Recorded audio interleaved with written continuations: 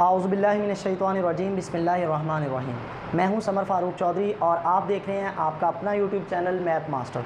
आज 9th class math chapter 1 exercise 1.5 जो है उससे पीछे वाला जो हम थ्योरी पढ़ रहे थे, आज उस थ्योरी का लास्ट टॉपिक है verification of A B inverse. Page number 23 जो 9th की बुक है उसके ऊपर ये हमारे पास मौजूद है कि verification of A B inverse is equal to B inverse A inverse. ये मैट्रिक्स की हम बात कर रहे हैं कि मैट्रिक्स के अंदर अगर आपके पास ए बी है उसका अगर इन्वर्स लो तो वो बराबर होता है, पहले ए बी है तो फिर क्या आएगा, पहले बी इनवर्स और बाद में क्या आएगा ए इनवर्स। और ये आगे हमारे पास मेजर रूल है और हमेशा यही इस्तेमाल होता है। कभी भी इस तरह से इन्वर्स लें, फ़र्ज़ करें आपके पास कोई भी सी और डी मैट्रिक्स है, उनका इन्वर्स लेना है, सी डी का इन्वर्स लेना है तो क्या आएगा जवाब, डी इन्वर्स पहले आ जाएगा और सी इन्वर्स बाद में, ये दोनों आपस में बराबर होंगे। आज हम इसको वेरीफाई करेंगे, वेरिफिकेशन करेंगे कि बिल्कुल ऐसा होता ही है। फ़र्ज़ करें आपके पास बी और सी होता तो फिर क्या बी सी इन्वर्स क्या आ जाएगा, वो सी इन्वर्स इंटू क्या आ जाएगा, बी इन्वर्स। और अगर फ़र्ज़ करें सी और बी इन्वर्स हो तो वो किसके बराबर फिर इसी लिहाज से आएगा, वो बराबर आना चाहिए, बी इन्वर्स पहले आ जाएगा और सी इन्वर्स बाद में। इसी तरह अगर बी ए का इन्वर्स हो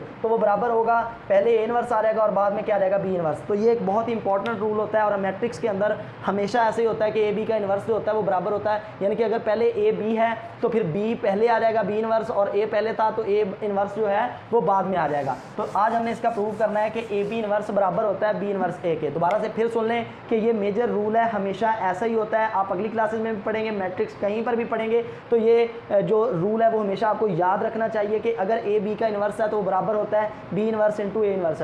अगर सी डी का इन्वर्स है तो बराबर होगा D inverse into C inverse. यानी कि जो लेफ्ट साइड वाला मैट्रिक्स है वो पहले आ जाएगा इन्वर्स की फॉर्म में, जो लेफ्ट साइड वाला है वो राइट पे चला जाएगा और जो राइट साइड वाला है वो लेफ्ट पे आ जाएगा। हालांकि जो आम मल्टीप्लिकेशन होती है मैट्रिक्स की वो कॉमोटेटिव नहीं होती, A B is not equal to B A, generally ऐसा नहीं होता। लेकिन यहाँ पर फिर भी खैर देखें कि ए बी का इन्वर्स जो है वो बराबर किसके आना चाहिए, B inverse A inverse. 9th की बुक देखें 23 पेज के ऊपर ये आपके पास रूल मौजूद है कि verify that A B inverse बराबर आता है किसके, बी इन्वर्स ए इन्वर्स के। तो उसके लिए आपकी बुक के अंदर एक एग्जांपल दिया, ए रखा हुआ 3 1 -1 0 और बी रखा है 0 -1 3 और 2। हम इसी को सॉल्व करते हैं। आप इसके अलावा भी अगर सॉल्व करना चाहें कोई दो मैट्रिक्स रख के सॉल्व करें, हमेशा ये रूल सेटिस्फाई हो जाएगा। तो हम इसके ऊपर सॉल्व करते हैं। तो सबसे पहले हम लेफ्ट हैंड साइड लेते हैं। लेफ्ट हैंड साइड में हमारे पास क्या है, ए बी का इन्वर्स। तो सबसे पहले ए और बी लेके आते हैं, ए बी को मल्टीप्लाई करते हैं। ए हमारे पास कितना है 3 1 -1 और 0, और बी हमारे पास किसके बराबर है 0 -1 3 और 2। सबसे पहले इनको मल्टीप्लाई करते हैं। जब मल्टीप्लाई करेंगे पहली रो को पहले कॉलम से 3 0 0 जमा 3 1 क्या रहेगा 3, पहली रो दूसरा कॉलम 3 1 3 लेकिन किसका -3, 2 1 2 लेकिन किसका जमा का। अब दूसरी रो पहला कॉलम 0 से मल्टीप्लाई करेंगे 1 को 0, इसके बाद प्लस 0 मल्टीप्लाई 3 0। अब पहली रो दूसरी रो दूसरा कॉलम -1 और -1 मल्टीप्लाई होंगे 1 आ जाएगा, 0 और 2 मल्टीप्लाई हो जाएंगे तो प्लस क्या आ जाएगा 0। अब ये हमारे पास ए बी आ गया। तो ए बी हमारे पास ये जवाब क्या आ गया 3 -3 + 2 क्या आ गया -1, ये 0 और यहाँ पर क्या आ गया 1। ये अभी ए बी आया। ए बी का इन्वर्स निकालना है तो ए बी का इन्वर्स निकालने के लिए सबसे पहले ए बी का डिटर्मिनेंट निकालो। डिटर्मिनेंट निकालेंगे 3 और 1 आपस में मल्टीप्लाई होगा, -1 और 0 मल्टीप्लाई होंगे तो यहाँ पर 3 1 3 माइनस क्या आ जाएगा 0। तो जवाब हमारे पास ए बी का क्या आ जाएगा, वो डिटर्मिनेंट वो हमारे पास कितना आ गया, वो 3 आ गया। अब देखें, अब अर्जाइंट ऑफ ए बी निकाल लेते हैं। जब अर्जाइंट निकालेंगे ए बी का तो यहाँ पर ये जो है वो आपस में जगह तब्दील कर लेंगे। जो प्रिंसिपल डायगोनल है यहाँ पर 3 है, वहाँ पर 1 इधर चला जाएगा और 3 इधर आ जाएगा। यहाँ पर -1 है तो +1 हो जाएगा, ये 0 है तो -0 लिखने की जरूरत नहीं होती है, 0 के साथ प्लस लिखे माइनस वो कोई फ़र्क नहीं पड़ता। अब देखें ये अर्जाइंट आ गया, ये हमारे पास ए बी का डिटर्मिनेंट आ गया।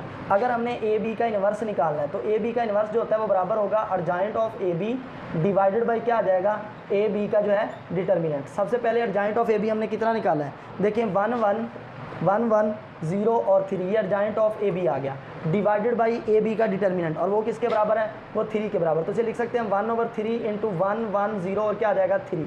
अब देखें ये हमारे पास ए बी का जो है वो इन्वर्स आ गया, ये लेफ्ट हैंड साइड का आंसर आ गया। अब बेटा क्या करते हैं, अब यहीं पर हम राइट हैंड साइड निकालते हैं। देखिए ये लेफ्ट हैंड साइड का आंसर आ गया, राइट हैंड साइड निकालते हैं। राइट हैंड साइड में हमें क्या चाहिए, बी इन्वर्स और ए इन्वर्स। सबसे पहले बी इन्वर्स निकालना है तो पहले बी का क्या करते हैं, डिटर्मिनेंट निकालते हैं। यहाँ पर मुझे लिखने की जरूरत नहीं है, ये मैट्रिक्स पड़ा हुआ है। बी का डिटर्मिनेंट निकालेंगे, 0 मल्टीप्लाई बाई क्या रहेगा 2 और माइनस क्या रहेगा -1 मल्टीप्लाई बाई 3। जब इसको सॉल्व करेंगे तो 2 0 0 माइनस और माइनस क्या रहेगा +3 है, क्या रहेगा 3। तो बी का डिटर्मिनेंट जो है वो किसके बराबर आ गया, वो 3 के बराबर आ गया। अब चेक करें बी का डिटर्मिनेंट आ गया। अब अर्जाइंट ऑफ बी निकाल लेते हैं। जब अर्जाइंट ऑफ बी निकालेंगे तो यहाँ पर देखें बी ये 0 और ये 2 है, 2 इधर चला जाएगा 0 इधर, और ये -1 है तो ये +1 हो जाएगा। ये -3 है, ये 3 था हमारे पास, -3 है और सॉरी +3 है तो क्या आ जाएगा -3। ये हमारे पास अर्जाइंट ऑफ बी आ गया। अब अगर हमने बी इनवर्स निकालना है तो बराबर होगा argument of B B divided by क्या आएगा, बी का डिटर्मिनेंट। तो अर्जेंट ऑफ बी की वैल्यू हमारे पास 2 1 -3 और 0 आई है, डिवाइडेड बाई बी का जो डिटर्मिनेंट निकाला था वो 3 निकाला था। तो इसका मतलब बी जो इन्वर्स है वो बराबर होगा 1/3 इंटू 2 1 -3 और 0। ये हमने बी इन्वर्स निकाल के यहाँ पर रख लिया। इसके बाद अब हम क्या करते हैं, अब हम जो है वो बी इन्वर्स के बाद ए इन्वर्स फाइंड करेंगे। ए यहाँ पर मौजूद है, तो ए इन्वर्स निकालने के लिए सबसे पहले ए का डिटर्मिनेंट निकालते हैं। तो यहाँ पर 3 और 0 है, 3 और 0 आपस में मल्टीप्लाई होंगे और इसके बाद माइनस फार्मूले वाला यहाँ पर 1 है और इधर क्या है -1। मल्टीप्लाई करेंगे 3 0 0 माइनस और माइनस प्लस, ये 1 आ जाएगा और यहाँ पर ए का डिटर्मिनेंट क्या आ गया 1। अब देखें अर्जेंट ऑफ अगर ए निकालना है तो क्या होगा, ये 3 और 0 है तो यहाँ पर जगह तब्दील होगी, ये वाला 0 इधर चला जाएगा और 3 इधर आ जाएगा। ये 1 है तो ये -1 हो जाएगा, जो सेकेंडरी डायगोनल होते हैं उसकी जगह अलामत तब्दील करते हैं। ये +1 था -1 हो गया, ये -1 है तो क्या हो जाएगा +1, ये अर्जेंट आ गया।